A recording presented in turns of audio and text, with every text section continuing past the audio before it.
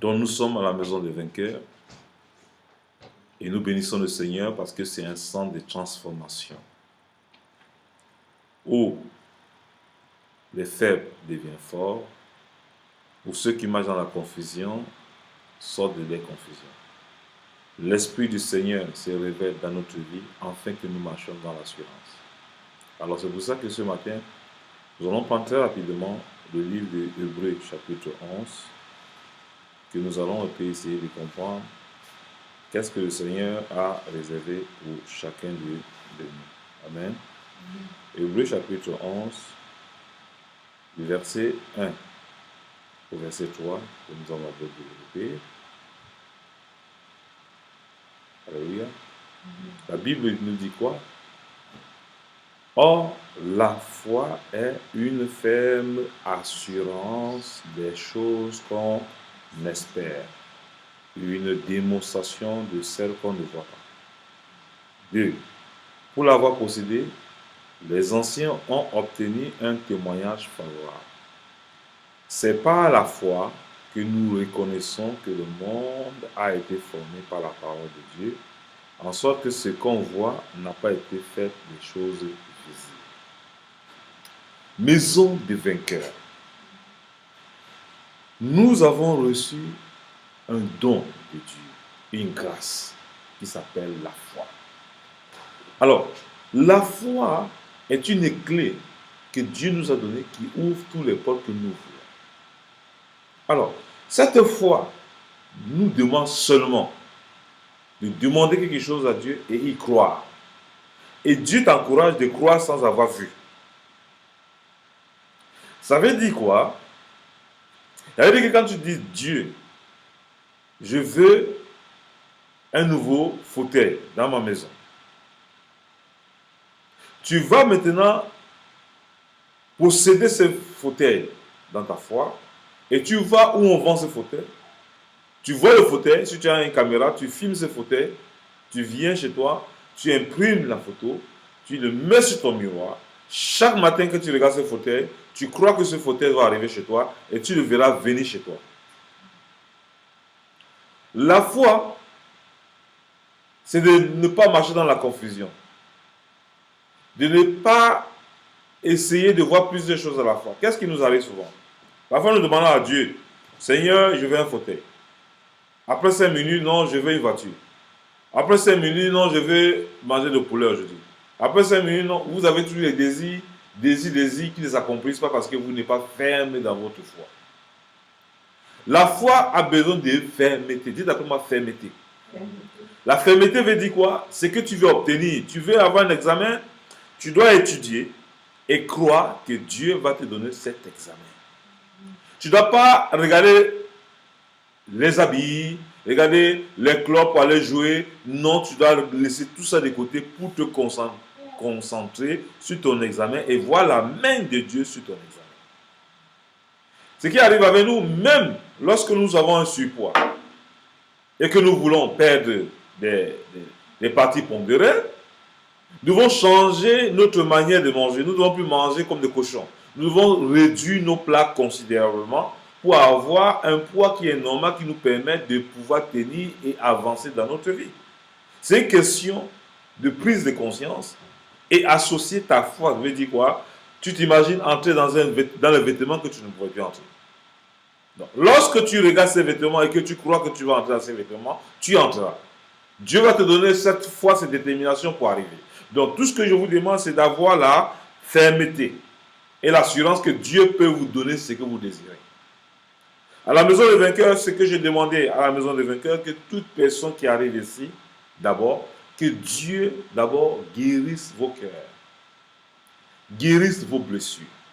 Parce que lorsque nous venons à Dieu parce que nous sommes fatigués, on ne vient pas à Dieu quand on est en bonne santé. On peut être fatigué de manque d'amour, de manque de tendresse, de manque d'assurance, rempli de confusion. Par exemple, vous allez voir les gens qui fument, par exemple. Ils vont vous dire, oh, ça c'est mon dernier bâton aujourd'hui. Le lendemain, vous le voyez encore fumer, c'est mon dernier bâton. Pourquoi? Parce qu'ils n'ont pas de fermeté. La fermeté te donne d'avoir une vision claire. La foi est une image claire. Elle doit être claire, pas confuse. C'est cette foi qui te donne une vision de ta vie. Si tu ne peux pas t'aimer toi-même, tu ne peux pas aimer ton prochain. Il est impossible de dire aux gens ce que tu ne peux pas faire, de faire. C'est impossible. Ce que tu demandes aux autres, il faut d'abord pouvoir le faire pour le demander aux autres. Jésus, lorsqu'il nous demandait d'aller prêcher, il nous a montré comment on prêchait. Lui-même est allé vers la prostituée. Lui-même est allé vers Zachée.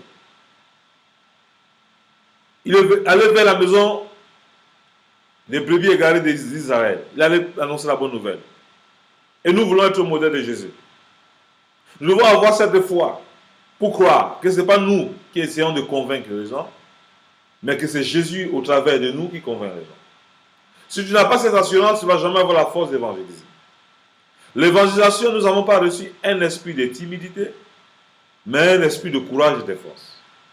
D'abord, pour comprendre ce message, il faut d'abord que tu aies l'assurance de ta personne. Si tu n'as pas l'assurance de ta personne, il sera difficile de donner aux gens ce que tu n'as pas. Alors, c'est pour ça que quand tu écoutes ce message ce matin, tu dis, Seigneur, j'ai besoin de cette force. J'ai besoin d'avoir l'assurance de qui je suis. Je veux comprendre ma nature et comprendre mes capacités. Il y a des gens qui sont incapables de dire de quoi ils sont capables de réaliser. Chez Dieu, il n'y a pas de confusion. Lorsque nous venons chez Dieu, il nous dit, oh, la foi est une ferme assurance. Il faut d'abord avoir une fermeté et une assurance. Tu as une assurance de quoi? Tu as une assurance que tu vas te marier? Va faire ta robe de mariage, va acheter ton costume, accroche-le, le tiens dans ce costume, tu viens à ton mariage à la porte de chez toi.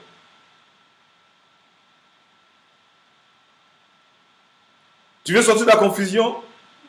Mets Jésus au centre de ta vie. Tu mets Jésus au centre de ta vie, la confusion ne peut plus être sur ton chemin. Dieu va commencer à t'équiper avec les paroles d'amour. La confiance en soi, qui fait beaucoup. Un chrétien n'est pas un chrétien. Un chrétien, c'est parce que on marche comme Christ qu'on s'appelle chrétien. Un chrétien doit veiller sur sa fermeté et sur l'assurance.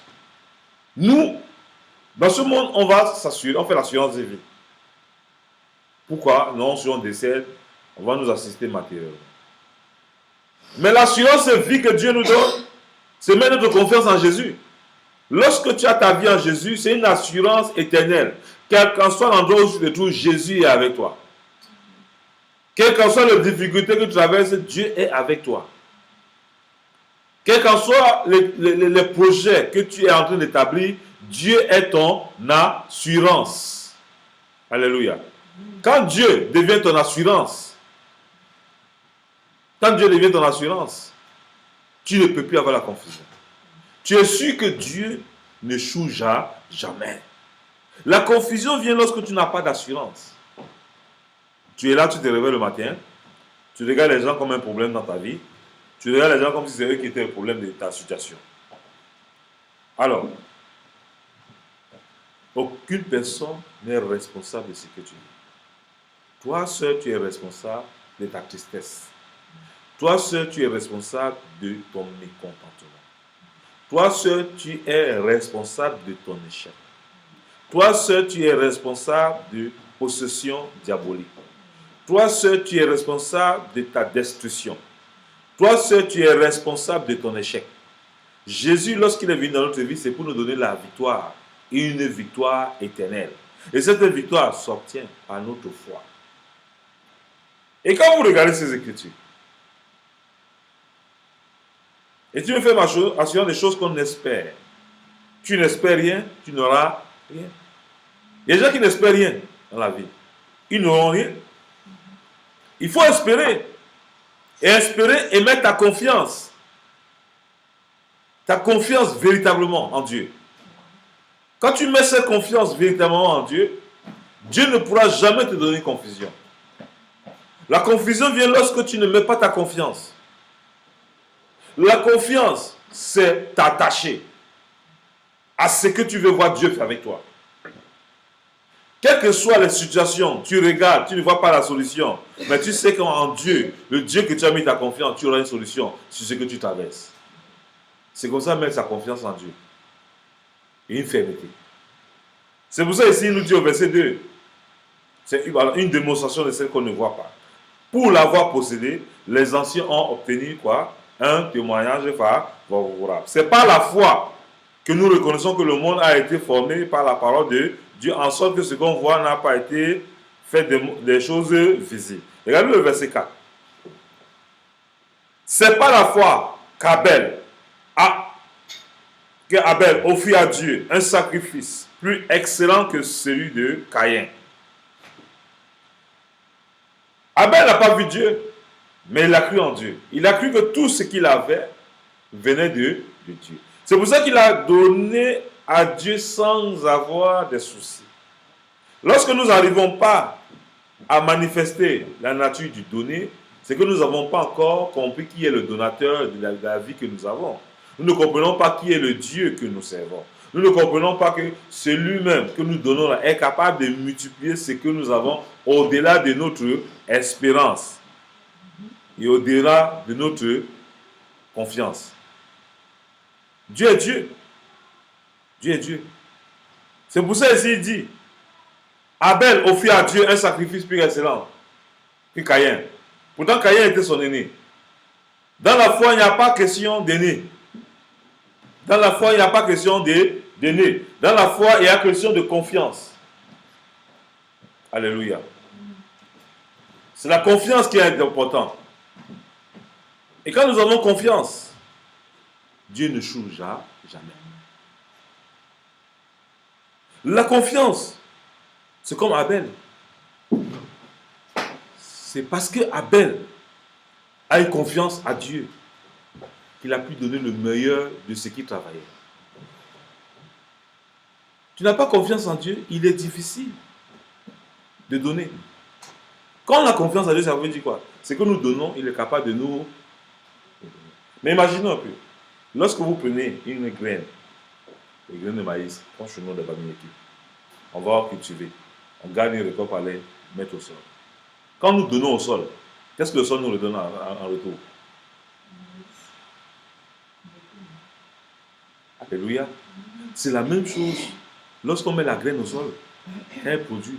Elle donne quoi? Une épi avec plein de maïs. La même chose quand nous donnons à Dieu. Nous sémons et il multiplie nos finances. Alors, le meilleur investissement que nous pouvons faire, c'est investir dans le royaume.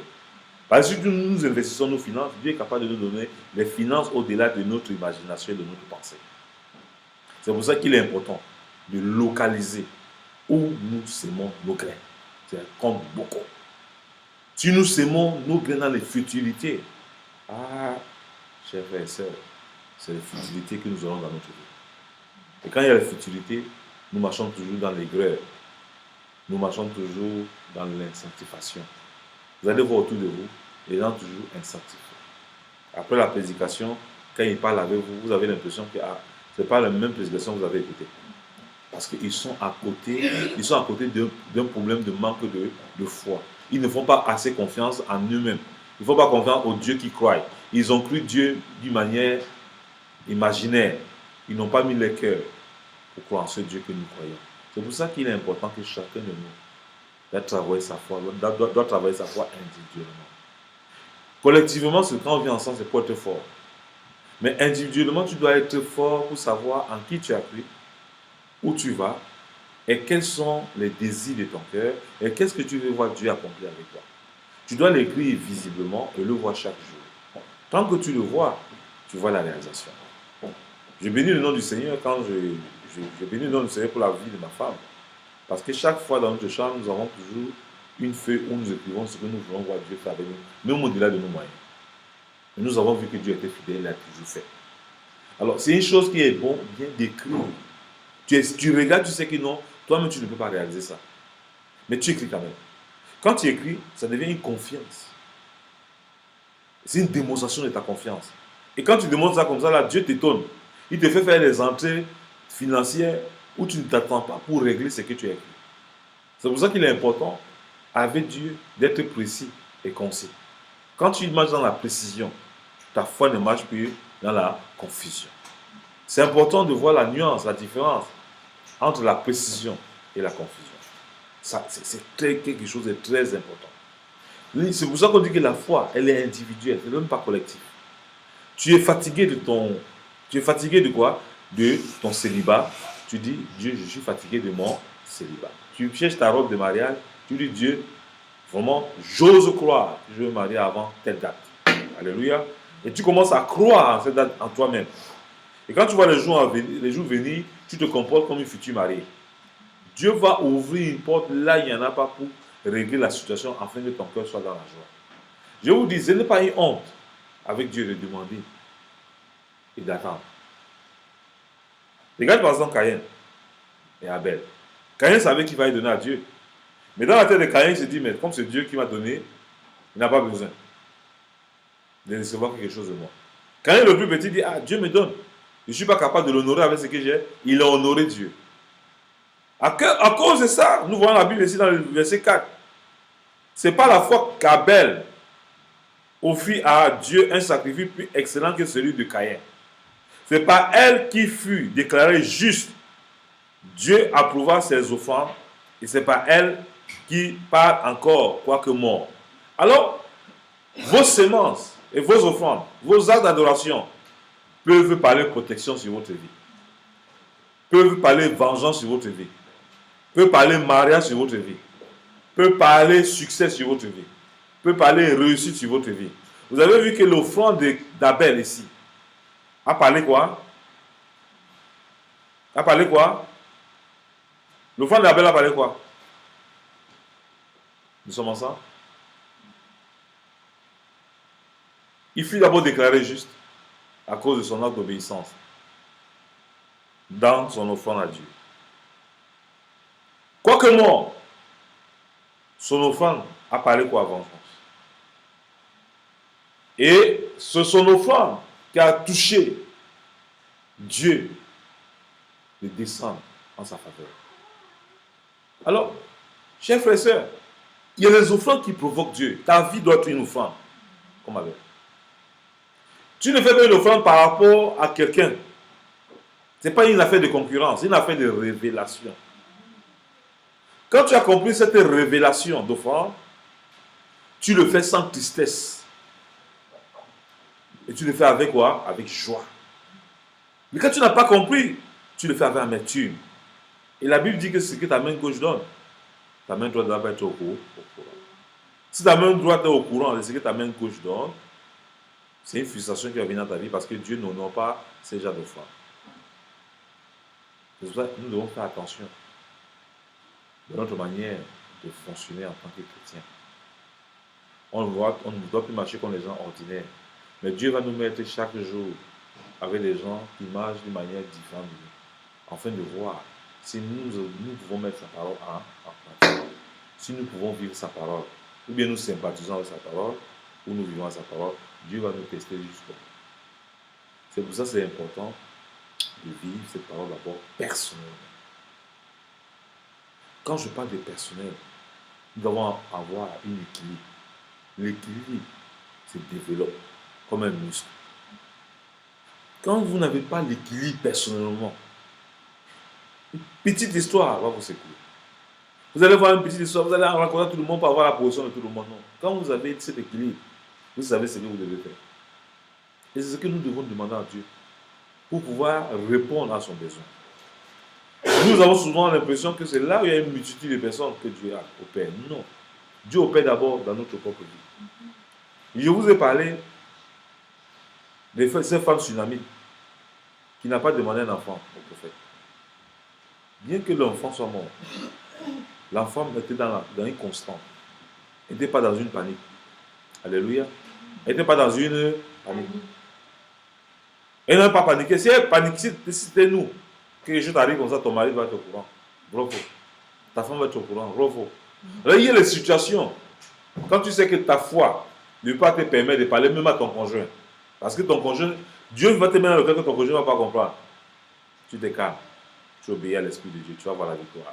Et quand le conjoint va voir la victoire, il va te dire, Franchement, tu es une femme de foi, mais tu es un homme de foi. Alléluia. Il y a des situations que nous devons comprendre que la foi se développe individuellement, elle n'est pas collective. Nous devons exhorter nos frères et sœurs. Ayez une relation personnelle avec Dieu. Et c'est ça qui fait que nous réussissons